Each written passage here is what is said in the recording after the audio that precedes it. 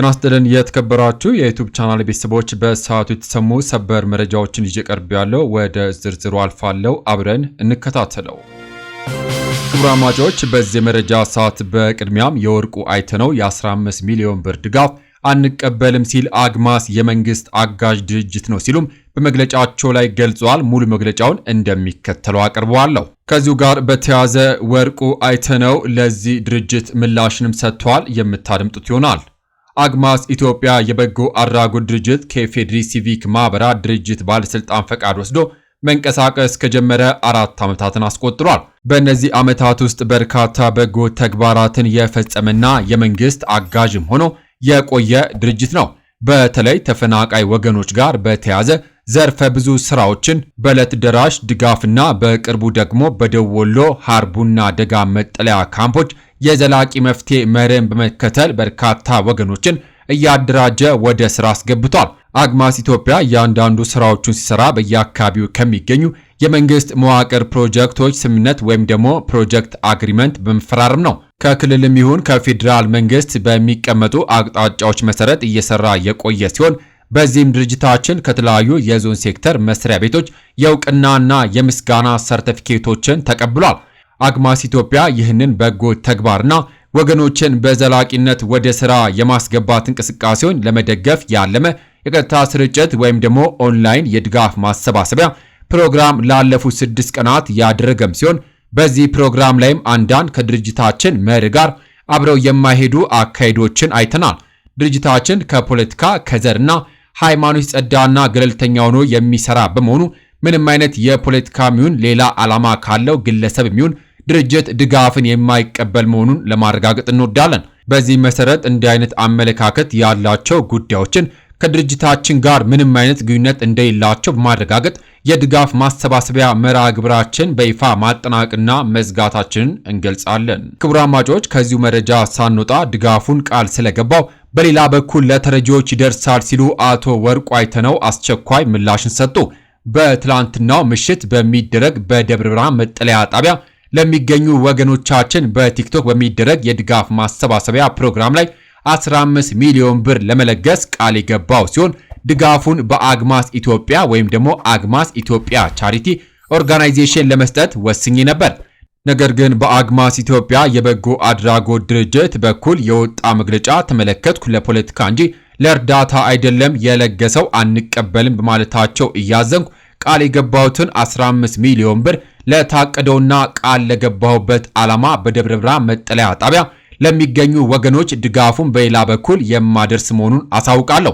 አቶ ወርቁ አይተነው ሲቀጥሉ በማጠቃለያቸው ላይ አግማስ ኢትዮጵያ የኔን ድጋፍ ለፖለቲካ ዓላማ ነው በእኛ በኩል የመጣው ብለው አስበው ከሆነ በትልቁ ተሳስተዋል። ለፖለቲካ መዋል ብፈልግ ሺህ መንገዶች አሉ። እኔ ግን ይህንን በሴራ ፖለቲካ ከቂውና ከእርስቱ ተፈናቅሎ ፍዳውን የሚበላ መከረኛ የአማራ ሕዝብ ለፖለቲካ ጥቅም የማውል ተራ ሰው አይደለም በማለት አቶ ወርቁ አይተነው መልእክትን አስተላልፈዋል።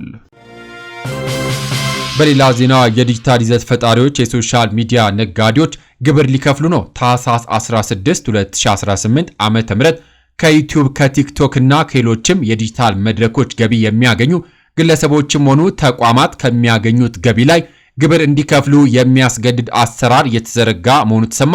ባለፈው ዓመት በተሻሻለው የገቢ ግብር አዋጅ መሰረት በኦንላይን ይዘቶችን በማምረት ገቢ የሚያገኙ አካላት በሙሉ በገቢዎች ቢሮ የመመዝገብ የግብር መለያ ቁጥር ወይም ደግሞ ቲን ነምበር የማውጣት ግዴታም ተጥሎባቸዋል። የአዲስ አበባ ገቢዎች ቢሮ እንዳስታወቀው ክፍያዎቹን የሚያመቻቹ የኦንላይን መድረኮች ለእያንዳንዱ ይዘት ፈጣሪ የከፈሉትን ዓመታዊ ጠቅላላ ገቢ ለቢሮ ሪፖርት የማድረግ ኃላፊነት ይኖርባቸዋል። ቢሮ ይህንን ስራ ከኢትዮ ቴሌኮም ከንግድ ቢሮና ከፋይናንስ ደህንነት አገልግሎት ጋር በቅንጅት እንደሚሰራም ገልጿል። የቢሮ የህዝብ ግንኙነት ባለሙያ አቶ ሰውነት አየለ እንደገለጹት እስካሁን ከዚህ ዘርፍ የሚገኘው ግብር እዚህ ግባ የሚባል አይደለም። በመሆኑም የዲጂታል ይዘት ፈጣሪዎች ገቢያቸውን በፈቃደኝነት እንዲያሳውቁ ጥሪ የቀረበ ሲሆን ይህ የማይሆን ከሆነ ግን ቢሮ ወደ ማስገደድ ስራ እንደሚገባም አስጠንቋል። ቁጥጥር ይዘቱ ፈጣሪዎችን ብቻም ሳይሆን የተለያዩ ምርቶችና አገልግሎቶችን በማህበራዊ ሚዲያ ወይም ደግሞ ፌስቡክ፣ ቴሌግራም ወዘተ የሚያስተዋውቁና የሚሸጡ ነጋዴዎችንም የሚጨምር መሆኑ ታውቋል። ዘገባው ሸገር ኤፍኤም 102.1 ነው። በሌላ መረጃ የፌዴራል መንግስቱ በማህበራዊ ሚዲያ አማራጮች በቡድንም ሆነ በተናጠል የሚደረጉ የድጋፍ ማሰባሰብ ዘመቻ የአሰራር ስርዓትን የጣሱ ህገወጥ አካሄዶች ናቸው ሲል በይኗል። የኢትዮጵያ አደጋ ስጋት አመራር ኮሚሽነር ዶክተር ሽፈራው ተክለማርያም ትነግ እያሉ የጠሩት ህወሓት ህዝብን በራብ መቅጣት ለፖለቲካ መሳሪያነት የመጠቀም ተግባሩን ዳግም በትግራይ ህዝብ ላይ እያሳየ ነው ሲሉ በብርቱ ወንጅለዋል። የትነግ ቡድን እያሉ የጠሩት ህወሓት የፌዴራል መንግስት በትግራይ ክልል በመጠለያ ማዕከላትና በልማታዊ ሴፍቲኔት መርሃ ግብር የሚያቀርበው ሰብአዊ ድጋፍ ለተፈለገው ዓላማ እንዳይውል እያደረገ እንደሚገኝ የጠቀሱት ኮሚሽነሩ የሰሞኑ የህፃጽ መጠለያ ጣቢያ ማስረጃ መሆኑን ለኢዜአ ነግረዋታል። ህወሓት ይህንን ያደርግበታል ያሉትን ምክንያትም አስረድቷል። እሱም በትግራይ ክልል በመጠለያ ጣቢያዎች ለሚገኙ ወገኖች የሚያቀርበው ሰብአዊ ድጋፍ በመንጠቅ ድራማዊ ፕሮፓጋንዳ ማስተጋባት መሆኑን አመልክቷል።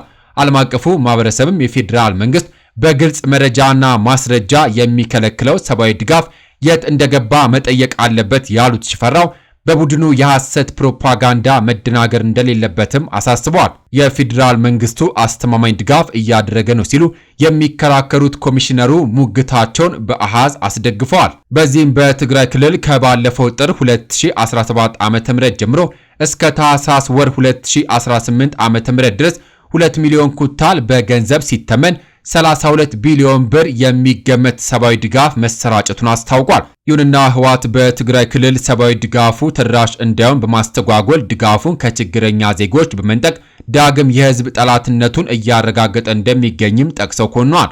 ህወሓትን በብርቱ የወነጀሉት የኢትዮጵያ አደጋ ስጋት አመራር ኮሚሽነር ዶክተር ሽፈራው በተናጠልም ሆነ በቡድን የሚደረጉ የድጋፍ ማሰባሰብ ዘመቻዎችም የአሰራር ስርዓትን የጣሱ ህገወጥ አካሄዶች ናቸውም ሲሉ ተናግሯል። የተለያዩ የማህበራዊ ሚዲያ አማራጮችን በመጠቀም ሰብአዊ ድጋፍ በማሰባሰብ ላልተገባ ዓላማ እያዋሉ የሚገኙ አካላት ከድርጊታቸው ሊታቀቡ እንደሚገባም አሳስበዋል።